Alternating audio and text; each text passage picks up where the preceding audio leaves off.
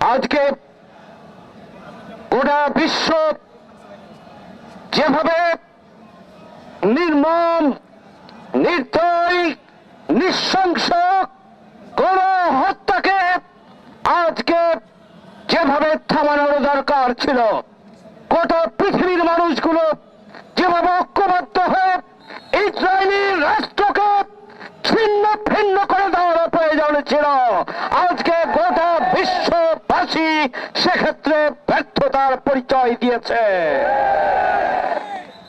মানবতার ফেরিওয়ালা জাতিসংঘ নিশ্চুপ ভূমিকা পালন করছে।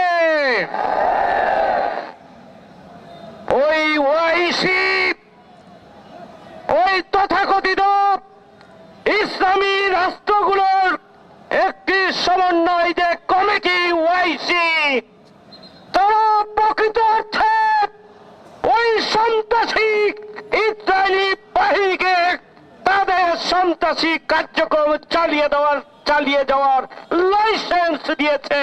তা না হলে কিসের অপেক্ষায় তারা রয়েছে? তাদের দায়িত্ব কি?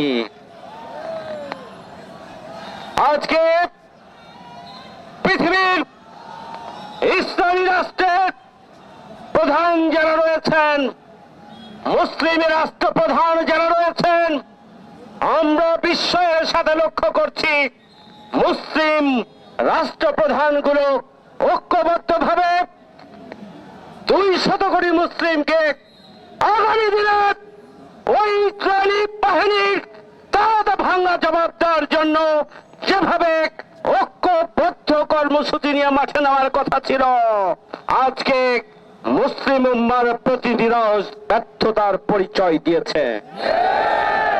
এর কারণ কি? এর কারণ হচ্ছে বিশ্ব মোড়লদের ইশারার বাইরে, ইঙ্গিতের বাইরে, সিদ্ধান্তের বাইরে তারা কোনো কিছু করতে পারবেন না।